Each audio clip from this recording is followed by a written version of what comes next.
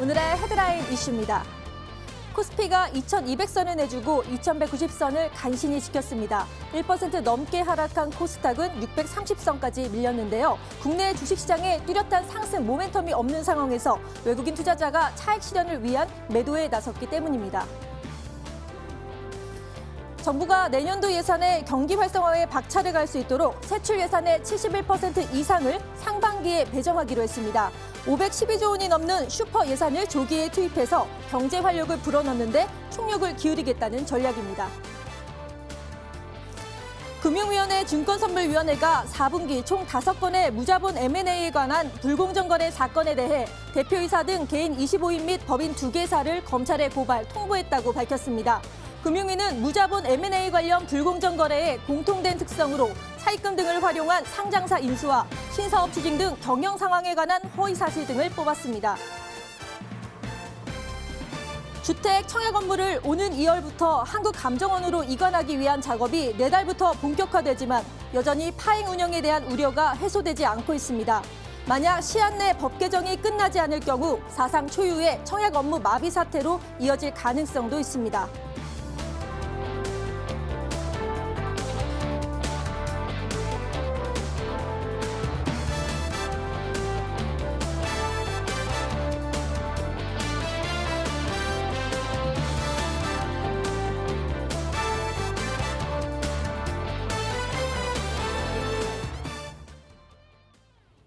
메리 크리스마스!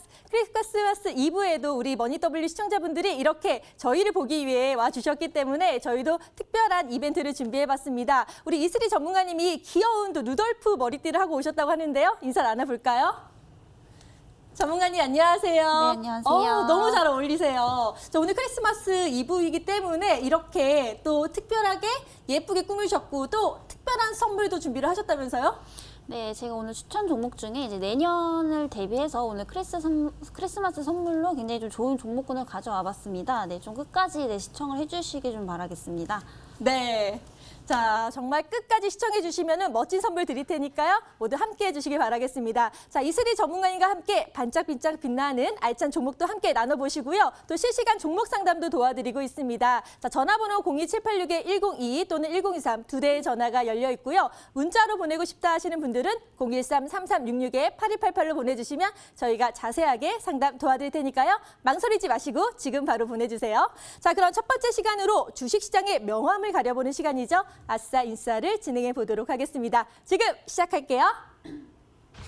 네, 메리 크리스마스입니다. 크리스마스 이브인 오늘 여러분은 어떻게 장 대응하셨나요? 오늘 장은 과연 어떠한 이슈 있었는지 함께 살펴보도록 하겠습니다. 사실 성탄절 하루 앞두고 특별한 이슈가 없는 가운데 개별주 이슈 위주로 조금 개별주들의 등락세가 보였던 오늘 장이었기 때문에 더더욱 오늘 그 여러 가지 지혜를 모아볼 수 있는 아싸 인싸 시간입니다. 먼저 우리 증시 웃게 할 수 있었던 인싸 소식 모아봤는데요. 함께 살펴보도록 하겠습니다. 첫 번째 인싸 소식입니다. 한국의 증시에 대해서 전망이 나왔습니다. 내년도 전망인데요. 기분 좋은 전망이어서 가지고 왔습니다. 내년 글로벌 증시에서 한국이 주식하기 가장 좋은 시장이 될 수 있다. 이렇게 밝혔다는 건데 사이클로 봤을 때 내년 같은 경우는 선진국에서 신흥시장으로 증시 흐름이 넘어갈 것이다 라고 합니다. 이 경우 신흥시장에서 거시 건정성이 양호한 한국이 주도주가 될 수 있다라는 분석인데요. 그 이후 글로벌 증시 사이클이 묘하게 닮았다는 데서 착안된 거죠.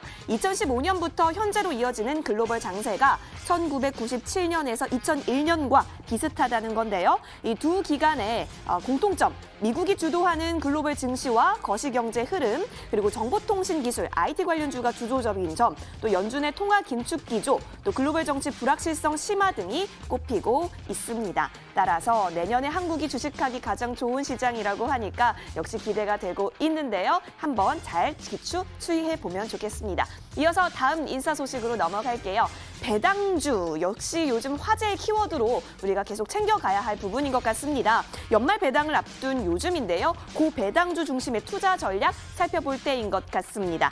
추가 모멘텀이 없는 가운데 증권업계 전문가들은요. 배당주 투자가 아직까지 유효하다 이렇게 보고 있습니다. 올해 배당을 받기 위해서는 오는 26일 주식을 매수하거나 보유 주식을 유지해야 하죠. 또 연말 배당과 관련해서 수급적인 특성도 활용할 필요가 있겠는데요. 배당 부위 15일인 26일 종가 매수 후에 배당락일 27일 시초가 매도 시에는 차익을 거둘 수도 있다는 부분은 함께 참고해 보시면 좋겠습니다. 배당주 꼼꼼하게 체크해 보시면 좋을 것 같고 이어서 세 번째 인사 소식으로 넘어가겠습니다. 세 번째 인사 소식, 은행주 가지고 왔습니다. 사실 은행주가요, 일주일 전에 나왔었던 정부의 대책 관련해서 조금 많이 떨어질 것이다, 투심이 위축될 것이다 이렇게 바라봤었는데요. 증권업계에서 분석을 해보니까 그 영향은 많이 제한적이지 않았다라고 바라봤습니다. 따라서 은행주가 다시 일어설 것이다라는 평가도 나오고 있네요.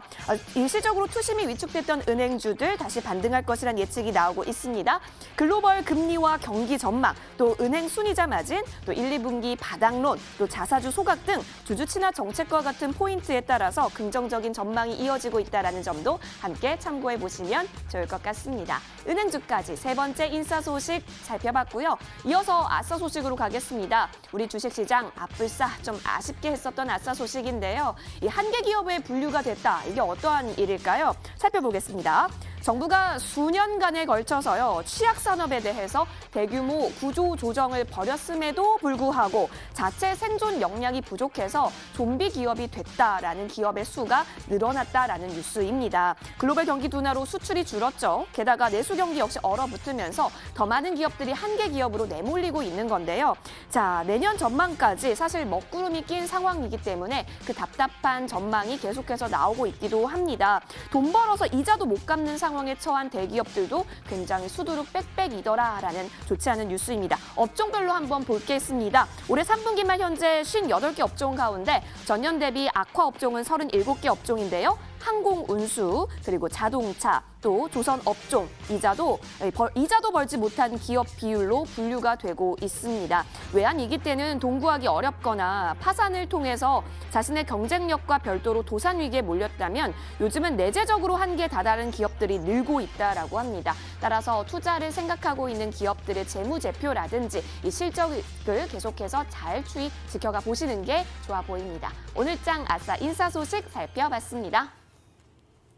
네, 아싸 인싸 소식 잘 들었습니다. 자, 오늘 여러 가지 이슈 중에서 가장 눈길을 끌었던 게요. 한국이 가장 좋은 시장이 내년에 될 수 있다는 분석이 나오고 있다는 겁니다. 2015년부터 현재까지의 주식 사이클을 보니까 글로벌 증시 흐름이 1997년부터 또 2001년까지 당시의 그 흐름과 비슷하다. 그렇기 때문에 내년에 더 활발한 국내 증시를 볼 수 있지 않을까라는 또 기대를 해봅니다.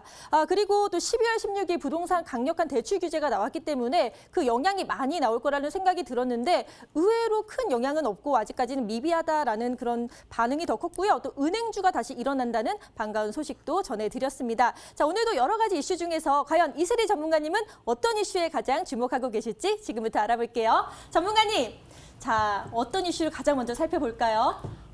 우선 아마도 제일 궁금하실 게 당연히 이제 내년 좀 증시라고 보는데요.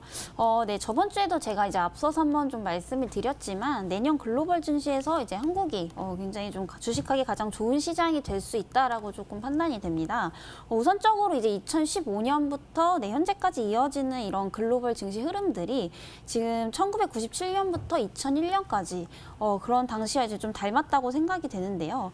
이제 내년에는 미국 등 이제 선진국에서 신흥시장으로 글로벌 증시 주도권이 넘어갈 가능성이 좀 높으면서도 이 신흥시장에서 거시 건전성이 굉장히 양호한 한국이 이제 주도주가 좀 될 수 있다라고 보겠습니다. 2015년부터 현재로 이어지는 글로벌 장세와 이제 1997년부터 2001년까지의 두 기간의 공통점을 조금 살펴보자면 이 미국이 주도하는 글로벌 증시 흐름과 IT 관련주가 주도적인 점과 그리고 이제 미국의 중앙은행의 통화 긴축 그리고 이제 글로벌 정치 불확실성 심화 등의 요건들이 좀 있다고 보는데요. 특히나 이제 1997년부터 2001년은 이제 닷컴 버블이 형성되던 시기였습니다.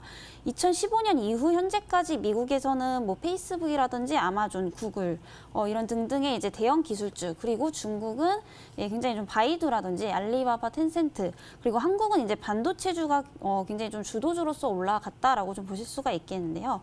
또한 이제 2001년에는 이제 미국에서 9.11 테러로 이제 글로벌 정치 불확실성이 굉장히 좀 고조가 됐었습니다. 있습니다.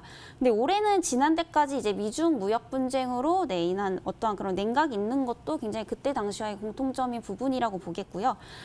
일단 미국 중앙은행은 1999년 6월부터 기준금리를 인상했던 것과 마찬가지로 현재 2015년 12월부터 또 긴축 기조로 돌아서서 이제 지난해까지 총 9차례 또 금리를 올린 바가 있습니다. 또한 미중 간의 이제 1차 협상이 굉장히 좀 타결로 마무리가 되면서 사이클은 계속해서 지금 바뀌고 있는 상황인데요. 특히나 이제 미국은 내년 말에 이제 대선으로 불확실성이 아직까지 좀 남아 있는 반면 중국은 현재 지금 경기 부양을 위해서 또 총력을 다하고 있는 그런 상황이라고 봤을 때는 내년에는 미국 같은 선진 시장보다는 중국 같은 신흥 시장으로 굉장히 그런 수급들이 옮겨갈 가능성이 굉장히 좀 농후하다고 보겠습니다. 이러한 흐름들이 좀 비슷한 양상으로 계속해서 흘러가게 된다면 당연히 이제 국내 증시를 주도하고 있는 반도체주가 증시의 영향을 받아서 앞으로 좀 점진적인 우상향할 가능성이 굉장히 좀 높아진다라고 보겠고요. 특히나 이제 삼성전자 코스피 지수의 흐름은 거의 이제 일목상통하게 움직이기 때문에 나머지 이제 하위 반도체 종목군들도 영향을 같이 받아서 이런 수급적인 흐름도 점차 개선이 되면서 전고점 돌파까지도 충분히 가능하다라고 조금 정리를 해보도록 하겠습니다. 네. 전문가님, 그러면은 한국 증시를 반도체주가 계속 또 크게 좀 비중을 차지하면서 이끌어가고 있었잖아요. 그러면 내년에도 쭉 갈 수 있으리라 보시나요? 주도주 자리 가능할까요? 네, 당연히 가능하다고 봅니다. 네. 과거에도 그랬었고 지금 10년, 20년이 가도 변하지가 않는 게 사실 코스피 지수와 삼성전자는 그대로 이제 똑같이 간다라고 볼 수가 있겠습니다. 근데 삼성전자는 반도체이기 때문에 그 나머지 코스닥이라든지 코스피 하위 종목군에도 전반적으로 영향을 미치기 때문에 앞으로 반도체주가 전반적으로 우상향할 가능성이 좀 굉장히 높다라고 정리를 해보도록 하겠습니다. 네, 자, 반도체주도 내년에 여전히 또 주도주 자리를 가져갈 수 있다라고 말씀을 해주셨습니다. 자, 그리고 가장 또 큰 이슈 중에 하나가 배당주 막차가 아직 늦지 않았다라는 소식입니다. 26일까지 갖고 있으면은 이제 배당을 받을 수 있다라고 제가 알고 있는데 이게 맞는 건가요, 전문가님? 네, 지금은 사실 오늘도 장을 보시면 특별한 어떠한 그런 주도 섹터가 조금 없는 그런 흐름인데요. 이럴 때는 사실 배당 시즌이기 때문에 고배당주 위주로 이제 매수를 하셔서 단기 차익을 노리시는 것도 굉장히 좀 좋다라고 봅니다. 이렇게 혼조스러운 장세에서는 이제 고배당주, 특히나 이제 고배당주 중심의 투자 전략은 아직까지도 조금 유효하다라고 보겠고요. 특히 이제 올해 배당을 좀 받기 위해서는 이번 달 26일에 주식을 매수를 하시거나 이제 보유를 하시는 걸 이제 유지를 계속 하셔야 된다라고 보는데요. 게다가 이제 연말 배당과 관련해서 또 이런 수급적인 특성을 활용하실 필요도 있겠다라고 조금 보겠습니다. 보통 배당 시즌이 다가오면은 이제 배당이 센 종목군들로 인해서 매수세가 굉장히 좀 크게 쏠리게 마련인데요. 일단 배당 후일인 26일 종가 매수 후에 이제 배당 락일인 27일 시초가 매도 시에는 단기 차익을 또 거둘 수가 있는 부분이 있겠고요. 지난 3년간의 이제 예상 배당 수익률이 1% 이상인 종목의 경우에는 이제 배당 후일 종가에 만약에 매수를 했을 시에 배당 락일 시초가에 매도한 경우에 이제 취할 수 있는 수익률은 평균적으로 이제 1%에서 2% 정도 사이이기 때문에 단기적인 접근도 충분히 좀 가능하다라고 보겠습니다. 내년 1월부터는 이제 실적 대비 저평가주로 구성된 어떤 중소형주를 또 중심으로 1분기 시장에 대응을 하시는 것도 좋다라고 보겠고요.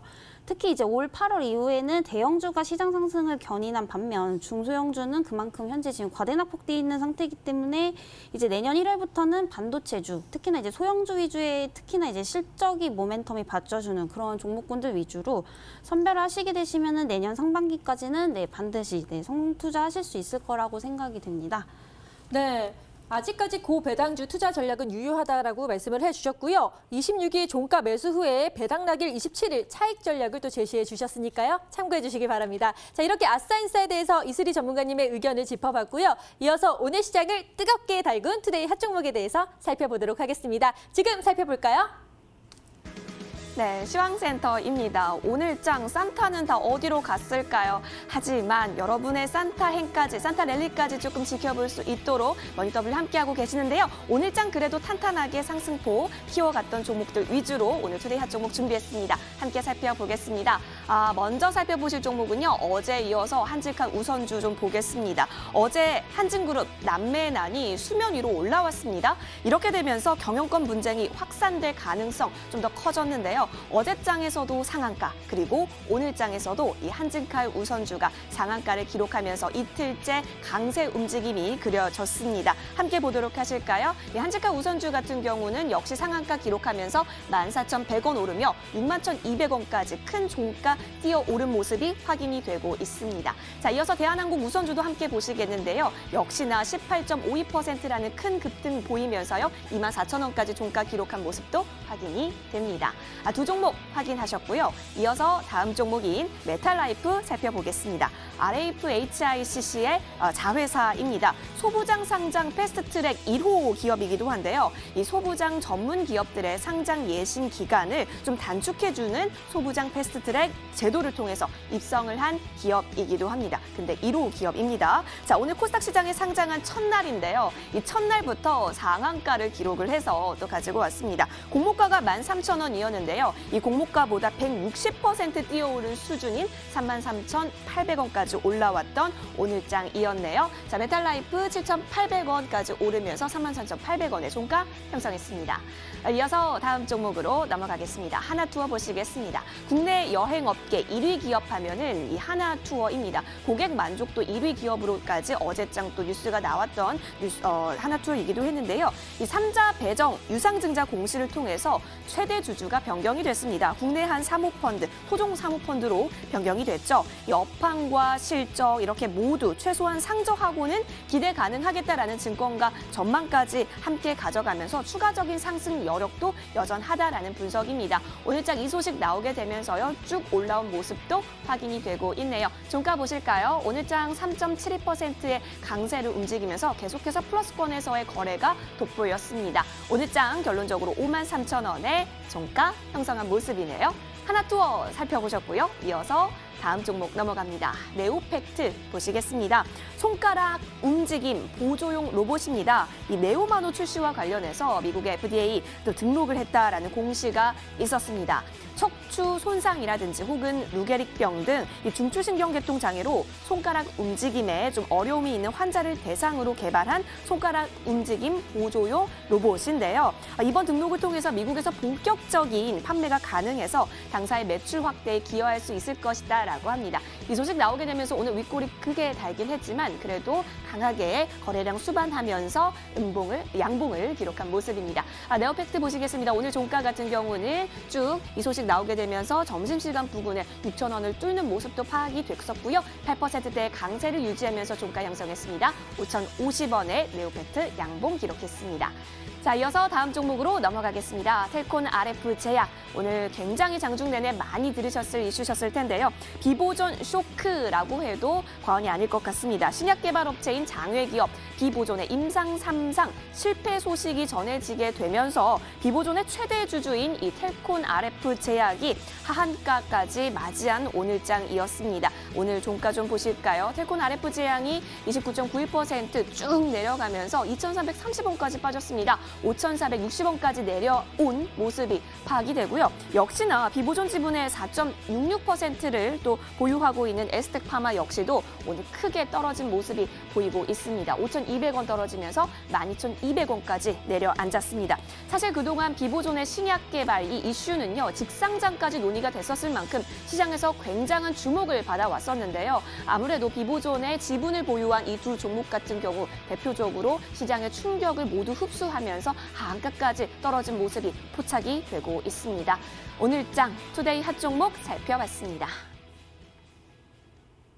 자, 오늘의 핫한 종목뿐만 아니라 평소 고민되는 종목이 있으시다면 연락 주시기 바랍니다. 저희는 전화, 문자, 자막 두 가지 방법이 있는데요. 전화로 하고 싶으시다 하시는 분들은 02786-1022 또는 1023 두 대의 전화가 열려 있고요. 문자로 보내고 싶다 하시는 분들은 013-3366-8288로 보내주시면 저희가 바로 친절하게 자세하게 상담 도와드릴 테니까요. 지금 바로 연락 주시길 바랍니다. 자, 오늘도 핫한 종목들 정말 많았는데요. 일단 남매난 한진카루가요. 어제 이어 오늘도 상한가를 하는 모습 모습 보였고요. 또 코스닥 상장 첫날인 메탈라이프 시원하게 30% 꽉 채워서 또 상한가를 보였습니다. 그리고 비보존 쇼크로 인해서 텔콘 RF제약뿐만 아니라 에스텍파마까지 모두 크게 하락하는 모습 보였습니다. 자, 이런 종목들 중에서 과연 이슬이 전문가님은 어떤 종목에 집중하고 계실지 지금부터 알아볼게요. 전문가님, 자, 5가지 중에 한 가지만 고르셔야 되는데요. 어려우시지만 어떤 걸 선택하시겠어요? 네, 일단 오늘 크리스마스 이브인데 네. 이 궁금증을 조금 해결을 해드려야 좀 즐겁게 크리스마스를 보내실 것 같아서 일단 텔콘 RF제약을 좀 특징주로 꼽아봤습니다. 오늘자로 일단 텔콘 제약이 또 한 번 이제 임상 실패권으로 굉장히 좀 급락을 맞이한 모습인데요. 바로 이제 주력 제품이었던 이런 비마약성 진통제인 오피란제린이 이제 임상 실험에 실패를 하게 되면서 현재 그 기대감들이 또 한 번에 전부 다 무너졌다라고 볼 수가 있겠습니다. 하지만 어제 올해 들어서 임상 실패 이후로 급락한 바이오 종목군들이 이제 굉장히 좀 많았었습니다. 다만 오늘도 보시면 이제 바이오주 중에서도 상승할 종목들은 개별 종목대로 또 상승을 하고 있는 상황인데요. 전에도 말씀을 드렸지만 앞으로 바이오주도 굉장히 좀 옥석 가리기가 중요하다라고 보여지겠습니다. 현재로서는 이 종목이 하한가를 쳤다고 해서 무조건 이제 홀딩을 하셔라, 뭐 추후에 더 하락하면 추가 매수를 하셔라 이렇게 말씀을 드릴 게 아니라 뭐 한번 실패를 겪으셨다면은 다음부터는 종목 성장을 잘 하시면 된다라고 좀 보겠습니다. 일단 어렵지 않다라고 보는 게 제가 좀 차트를 보면서 설명을 드릴 텐데요. 우선 가장 먼저 마셔야 할 것이 바이오주는 아시다시피 굉장히 좀 수익률을 극대화할 수 있지만 그만큼 리스크를 엄청나게 크게 갖고 있습니다. 그렇다고 한다면은 아주 당연하게 이제 최고점 갱신 이후에 이 역배열 구간에서는 매수를 안 하시는 게 우선 가장 기본이자 최우선의 조건이다라고 좀 보겠고요. 우선 신라젠이나 헬릭스미스도 전부 좀 마찬가지라고 봅니다. 하락할 때 같은 패턴으로 하락을 하기 때문에 참조를 해주시면 조금 좋을 것 같고요. 굳이 여기서는 바닥이 어딘지도 모르는 상황에서 매수를 하신다는 것은 그만큼은 조금 위험성이 크다라고 볼 수가 있겠습니다. 뭐 이것만 실수를 하지 않으셔도 우선 50% 정도는 성공을 했다라고 볼 수가 있겠습니다. 그렇다고 한다면 어디가 매수 타점이냐라고 말씀을 좀 드려보자면 가장 기본이지만 이 정배열에서 하시면 됩니다. 이게 가장 좀 기본이라고 보고 있고요.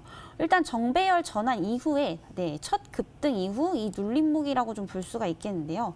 이때가 저는 가장 매수 타점이다라고 보겠고요. 일단 이 차트를 보시게 되시면 이번 연도 이제 10월 말쯤에 이제 거래량 터진 이후에 장대 양봉. 이후에 눌림목이 한번 나왔었습니다.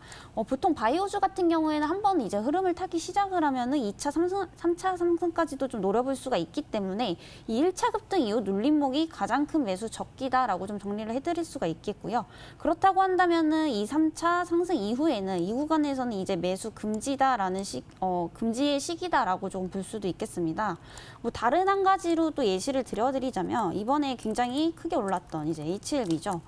이 H1B로 좀 예시를 들어드리자면 굳이 이런 역배열 상황에서도 마찬가지입니다. 더 떨어질지 상승할지 바닥 구간을 정확히 알 수가 없기 때문에 먼저 정배열 전환하는지 확인을 먼저 하시고 이 눌림목 구간에서 잡으셔도 2차 상승까지 충분히 노려볼 수 있는 기회가 분명히 있기 때문에 굳이 이때 올라갈 때 못 잡으셨다고 이 역배열 전환 이후 불확실한 구간에서 잡으실 필요가 없다라고 좀 말씀을 드릴 수가 있겠습니다. 텔콘 같은 경우에는 우선 언젠가 오르겠지라는 마인드로 좀 홀딩을 하시기보다는 하한가가 이제 풀린 이후에 반짝 이제 반등 줄시에 청산을 하시고 앞으로는 이제 올바른 투자 방법으로 종목 선정을 하신다면 좀 꾸준히 수익을 보실 수 있을 거다라고 좀 정리를 해보도록 하겠습니다.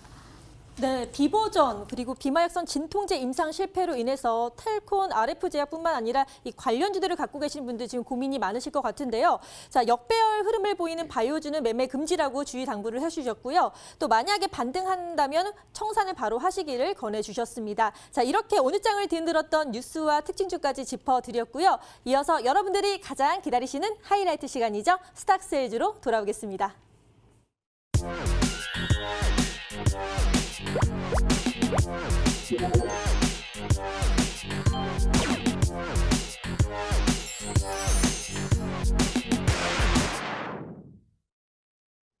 머니W가 심혈을 기울여 기획하고 제작한 스탁 세일즈 시간입니다. 오늘 또 루돌프보다 더더 아름다운 우리 이슬이 전문가 나와주셨는데요. 오늘도 엄청난 종목도 가지고 나와주셨다라고 하니까 스탁 세일즈 저와 함께 기대해 보도록 하시죠. 자, 저희 머니W는요.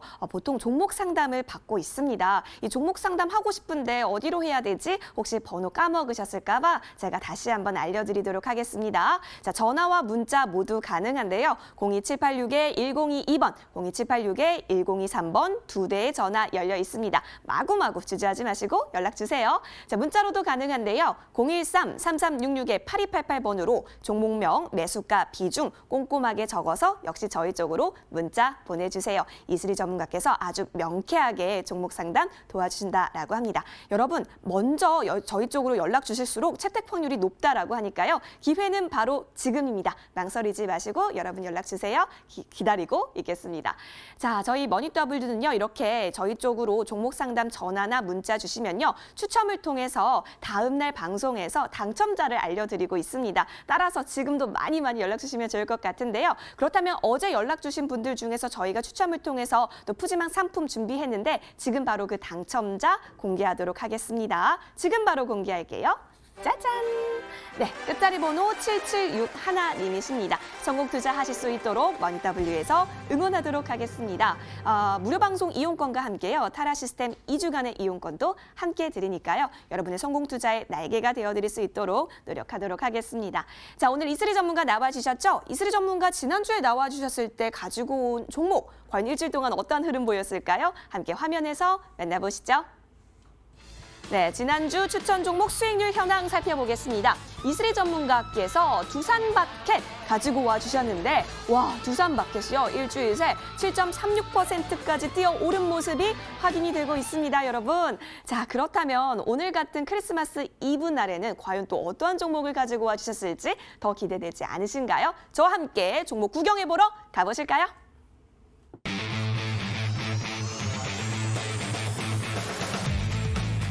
네, 거꾸로 해도 이슬이, 우리 선물 같은 전문가님, 이슬이 전문가님, 오늘 포트폴리오는 또 살펴보고 넘어가야겠죠? 1위는 다름 아닌 명성 TNS가 굳건히 지키고 있습니다. 명성 TNS 10월 18일에 편입이 돼서 최고가 22,200원까지 터치를 해내면서 40.77%라는 수익률 짱짱하게 가져가고 있고요. 2위는 역시 에이스였나 봅니다. 에이스테크가 8,320원까지 터치하면서 20% 넘는 수익률 짱짱하게 챙겨가고 있습니다. 3위는 경동 나비엔, 그리고 두산바켓이 이렇게 새롭게 편입이 됐네요. 4위로 올라온 두산바켓도 확인이 되고 있고요. 5위는 인트론 바이오입니다. 자, 이렇게 오늘 가지고 오신 종목도 바로 이 베스트 포트폴리오로 바로 올라올 수 있는 종목일지 더 기대가 되는데요. 힌트 준비했습니다. 함께 보도록 하시죠. 이슬 전문가께서 또 크리스마스 이브를 맞아서 오늘 또 가지고 오신 종목은 여러분 두 글자입니다. 그런데 이거 딱 보자마자 말 안 맞추실 수 있을 것 같아요. 여기 힌트가 그냥 이 기업을 바로 적나라하게 보여주는 힌트들입니다. 냉매가스 분야에 있어서 1위 기업이고요.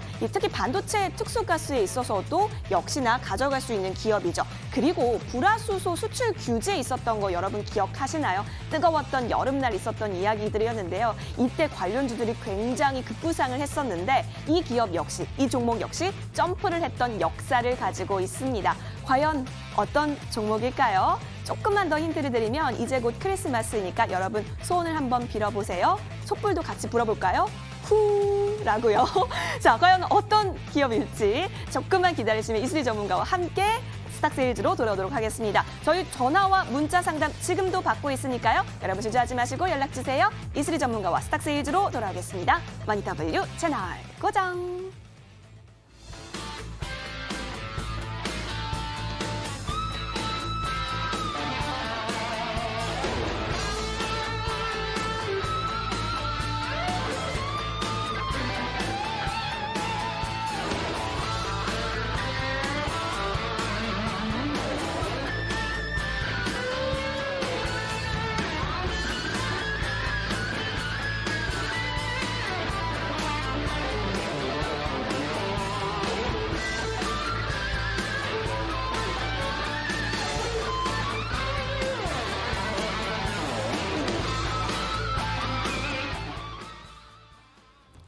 지금까지 이런 방송은 없었다. 이것은 종목 추천인가 세이즈인가? 이슬희 전문가님이 갖고 오신 종목은요. 바로 후성입니다. 이 후성은 반도체와 2차 전지 그리고 자동차 등 다양한 사업을 하고 있는데요. 자, 2020년 이제 얼마 안 남았잖아요. 그런데 내년부터 이 시설 증설로 인해서 성장이 기대된다고 하는데 전문가님은 어떻게 바라보고 계시나요?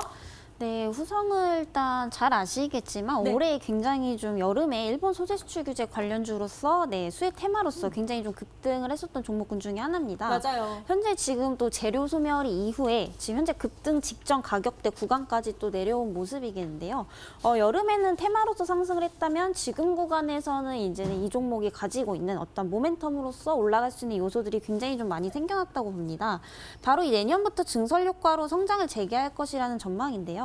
다만 올해 실적은 이제 매출 비중의 30% 후반까지 갔었던 어떤 그 냉매 사업부가 불상 가격 하락이라든지 생각보다 이제 덜 더웠던 여름 그리고 이제 건설 경기 부진의 영향을 받으면서 전년 대비 굉장히 좀 감소할 것으로 예상이 되는 부분이겠습니다. 근데 역시나 이러한 부분들도 앞서 선반영이 되어 있는 부분이기 때문에 뭐 크게 걱정하지 않으셔도 된다라고 좀 판단이 되겠고요.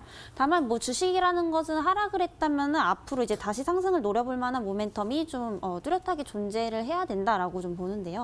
바로 이제 2020년에는 이제 2차 전지, 전해질과 또 반도체 특수가스 이런 부분들이 이제 증설함에 따라서 굉장히 성장을 기대해 볼 수가 있는 부분이 충분히 계속해서 생겨나고 있는 상황입니다. 네. 특히나 이제 최근 들어서 이 후성은 중국 난퉁에 이제 1,000억 원 정도의 규모를 투자를 하게 되면서 전해질 생산 공장을 이제 기존 40톤에서 이제 3,800톤 정도로 이제 증설한 상황인데요. 국내 전해질 공장이 이제 연 1,800톤 수준임을 감안하면 이제 굉장한 대규모 증설로 좀 판단을 해볼 수가 있겠습니다. 특히 이제 올해 2차 전지 소재 사업부 매출이 전체의 20% 초반인 정도를 고려를 하게 되면은 증설 물량이 반영되는 이제 2020년 이후에는 성장이 굉장히 좀 기대가 되는 부분이라고 볼 수가 있겠습니다. 특히나 이제 반도체 특수가스는 이제 이익 기여가 가장 큰 사업부로서 이중 매출 비중이 가장 높은 이제 옥사이드 에칭가스 생산 능력이 연 80톤에서 올 4월에 이제 180톤 정도로 증가를 하게 되면서 연말부터 매출에 좀 반영이 되기 시작했는데요. 그동안 이런 테마로서 올라간 부분들의 재료 소멸과 동시에 실적적인 부분도 악영향적인 부분도 이미 선반영이 되어 있는 상황이기 때문에 앞으로는 이제 기업이 가지고 있는 모멘텀으로서 상승할 수 있는 여건은 충분히 갖춰졌다라고 볼 수가 있겠습니다.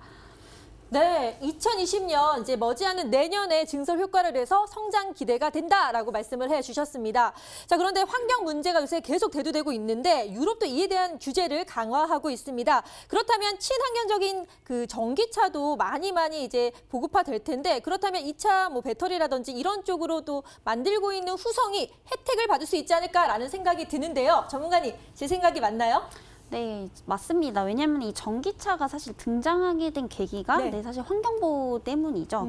일반 차량은 이제 뭐 공기 오염이라든지 이런 탄소 배출이 굉장히 좀 많이 되기 때문에 환경적으로는 좀 오염시킬 수 있는 요소들이 굉장히 좀 다분하기 때문에 대체제로서의 역할을 그동안 좀 해왔었습니다.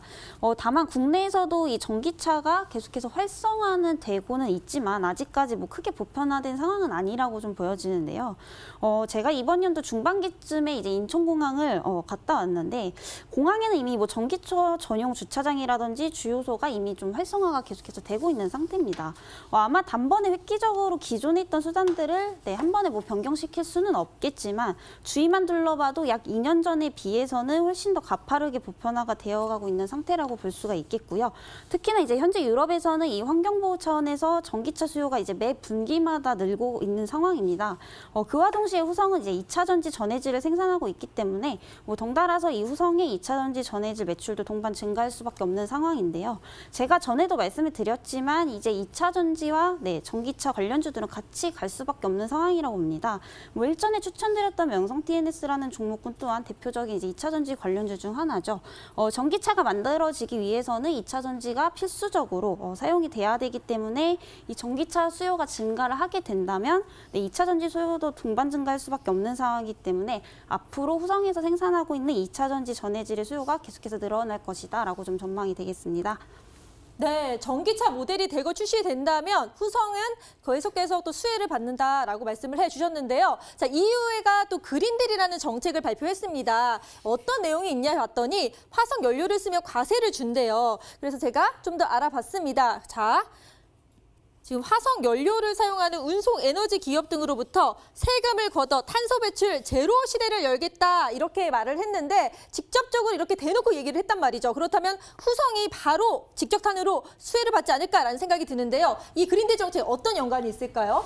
네, 이 그린딜 정책은 말 그대로 이제 대표적인 친환경이기 때문에 친환경의 예시는 이제 뭐 재생에너지와 또 전기차인데요. 이 유럽연합은 앞으로 2050년까지 역내 탄소 배출을 아예 없애는 것을 목표로 또 확정을 지으면서 에너지라든지 산업, 교통 등의 이제 앞으로 그런 것에 대한 로드맵을 발표를 한 상황입니다. 이 그린딜은 이제 향후 이제 유럽연합 정책의 또 최우선 순위가 되면서도 산업별 세부 목표와 이런 투자 재원에 대해서는 앞으로 2년 내에 법제화가 좀 이루어질 전망이겠습니다. 이런 탄소 배출을 없애기 위해서는 일단 전력과 또 교통 부분 에너지 사용을 먼저 이제 통제를 해야 되는 부분이기 때문에 우선적으로는 해상 풍력 중심의 재생에너지 확대라든지 이런 도로 교통수단에서 탄소 배출을 막아야 하는 상황이라고 보는데요. 이런 측면에서 봤을 때는 이제 전기차 관련 산업들이 앞으로 한 차례 더욱 밝아졌다라고 볼 수가 있겠습니다. 뭐 앞으로 막연하게 전기차, 수소차가 전망이 좋다라는 것이 아니라 확실한 모멘텀을 지금 가지고 있기 때문에 전기차 수요가 증가면 했지 줄어들진 않을 거라는 생각입니다. 다만 이제 이 그린딜로 인해서 전기차, 수소차 등등 이런 친환경 정책이 수혜를 굉장히 좀 많이 받을 것으로 보여지는데요. 나머지 산업들은 사실 피해가 조금 불가피하다라고도 좀 보여지겠습니다. 그렇기 때문에 일단은 포트폴리오에 대한 어떤 그런 비중을 잘 나누셔서 관리하시는 게 좀 중요한 키포인트다라고 정리를 해보도록 하겠습니다. 네, 자, EU가 그린딜 정책을 한다면 확실한 모멘텀이 되어서 후성이 혜택을 받을 수 있다라고 말씀을 해주셨고요. 자, 2050년까지 EU의 탄소 배출 순제로를 목표로 한다고 합니다. 그럼 꾸준히 이제 계획을 하면서 후성이 점점점 큰 이익을 보지 않을까라는 생각이 드니까요. 이 종목 얼른 잡아보시길 바랍니다. 자, 오늘 이슬희 전문가님이 크리스마스 선물로 갖고 오신 스탁스에즈 종목 후성 지금 바로 투자 포인트 정리해 볼게요.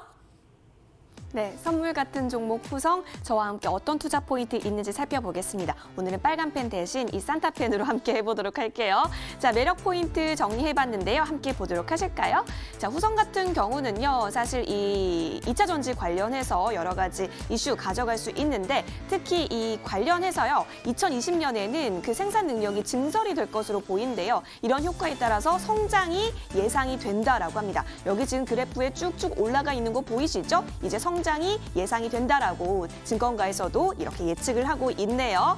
자, 그렇다면 또 어떠한 투자 모멘텀들이 있을까 좀 살펴보면요. 이 전기차 관련해서 배터리 없는 EU, 좀 거액을 푸겠다라고 얘기를 하게 되면서 EU에서는 규제를 강화하고 있고 따라서 전기차의 모델에 있어서 여러 가지 이슈들 가져갈 수가 있겠는데 후성이 또 2차 전지 전해질을 만들고 있기 때문에 이 점에 있어서도 여러분 챙겨가실 수가 있겠습니다. 자, 그리고 다음 투자 포인트 좀 보도록 할까요? 여기 지금 0이라고 적혀져 있는 거 보이시나요? 이거 굉장히 이모티콘 같죠? 자, 0을 또 이렇게 아주 용기 있게 가져가게 되면서 EU가 2050년까지 탄소 중립의 목표를 합의를 했습니다. 이렇게 되면은 당연히 친환경에 대한 이슈들, 또 전기차에 대한 이슈들 가져갈 수밖에 없기 때문에 후성을 좀 우리가 염두에 볼 수밖에 없겠는데요. 자, 그럼 이쯤에서 이슬희 전문가께 질문을 하나 드리도록 하겠습니다. 정말 중요한 건 이러한 투자 모멘텀도 모멘텀이지만 주가가 잘 갈 수 있느냐 없느냐이거든요. 제가 여기 또 이 차트를 준비해 왔습니다. 사실요, 초반에 만들었던 요점 보이시나요? 여기 13,650원 부분이라고 좀 고점으로 높게 잡혀져 있는데요. 이게 지금 쭉 내려와서 여기 부분에 머물고 있어요. 그래서 꽤 오랜 기간 동안 지금 주가가 전고점을 못 가고 있는 상황인데요. 이 상황 속에서 주가가 진짜 올라갈 수 있는 것인지 이 부분이 궁금합니다, 전문가님. 네, 사실 이번 여름에는 뭐 기업의 모멘텀보다는 일본 반도체 수출 규제라는 테마로서 올라갔었습니다. 그렇기 때문에 뭐 다시 한번 그런 이슈를 좀 타지 않는 이상은 전고점까지는 뭐 단번에 올라가기는 조금 무리수다라고 보겠고요. 일단 오늘은 지수 상황이 조금 주춤한 상황이긴 합니다만 뭐 이제 크리스마스죠. 보통 이제 크리스마스 전후로 증시가 이제 상승할 확률이 굉장히 크지만 올해는 조금 방향성이 다른 것 같습니다. 다만 큰 추세로 봤을 때는 여전히 뭐 내년도 증시가 좋을 것이라고 전망이 되는데요. 보통 코스피 지수가 상승을 하면 삼성전자도 같이 상승을 하기 때문에 이 후성은 2차 전지뿐만이 아니라 반도체도 갖고 있습니다. 테마 자체가. 그래서 일단 증시가 좋아지게 되면 반도체주가 전반적으로 또 수급을 입을 거기 때문에 그러한 모멘텀들로서 앞으로 전고점까지는 아니지만 천천히 우상향 가능하다라고 좀 정리를 해보도록 하겠습니다. 네, 뭐 여름에 최고점을 기록했지만 우상향 가능하다라고 정리를 해주셨으니까요. 걱정하실 필요가 없을 것 같습니다. 자, 오늘 이슬이 전문가님이 크리스마스 선물로 후성을 갖고 오셨는데 그렇다면 가격 전략 확실히 제시해 주실 것 같거든요. 전문가님 바로 말씀해 주세요.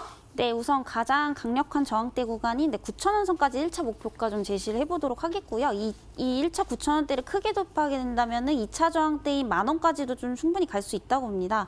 만약 10,000원 이상 크게 돌파 시에는 다시 한번 AS 종목으로 선정을 해서 추가적인 목표가 좀 잡아드리도록 하겠고요. 손절가는 강한 지지대 구간인 7,100원까지 좀 제시를 해보도록 하겠습니다. 네. 후성의 가격 전략까지 아주 확실하게 제시해 주셨으니까요. 참고해 주시기 바랍니다. 그렇다면 가격 전략 다시 한번 정리 도와드릴게요. 네, 그렇다면 후성은 과연 어떻게 가격 전략해보면 좋을까요? 역시 판넬로 준비했는데 함께 보도록 하겠습니다. 매수가는 시초가 부근으로 그대로 가져가시면 좋을 것 같고요. 목표가는 9,000원, 1차적으로 저항선 부근 1차적으로 잡아주셨고요. 이 9,000원 부분을 돌파한다라고 하면 10,000원까지는 갈 수 있다라고 얘기해 주셨으니까요. 목표가 함께 도달해 보기를 저도 역시 응원하도록 하겠습니다. 자, 손절 라인은 7,100원 잡아주셨으니까요. 이 부분 이탈 시 매도 전략 취하시는 부분도 놓치지 마세요. 크리스마스 선물 받고 싶으셨죠? 그렇다면 후성 꼭 기억해 주시고요. 마지막 찬스로 화면을 통해 정리해 드릴게요.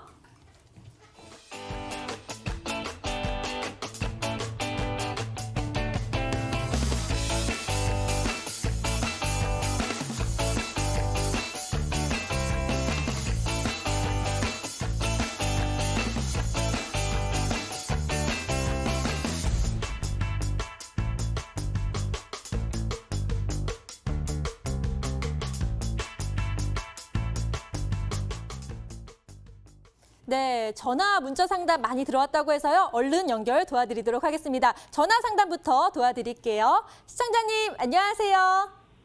네, 안녕하세요. 네, 반갑습니다. 메리 크리스마스 즐거운 성탄절 보내시고요. 자, 어떤 정보 보유하고 계세요? 예, 알파홀딩스요. 알파홀딩스요. 매수가 비중은 어떻게 되시나요? 7,400원에 30% 됩니다. 네, 매수가 7,400원, 비중은 30%라고 하셨는데요. 많이 하락해서 걱정되실 것 같아요. 빨리 이슬이 전문가님 연결 도와드릴게요. 네, 인사 나눠보세요. 안녕하세요. 네, 안녕하세요. 크리스마스 이브날 이렇게 좋은 축복을 받아서 고맙습니다. 네, 일단은 종목이 우선 좀 잘 갔으면 좋겠습니다. 근데 오늘 조금 보시게 되시면은 굉장히 좀 마이너스 5%로 좀 급락을 한 부분이 없지 않아 조금 있는 부분인데요.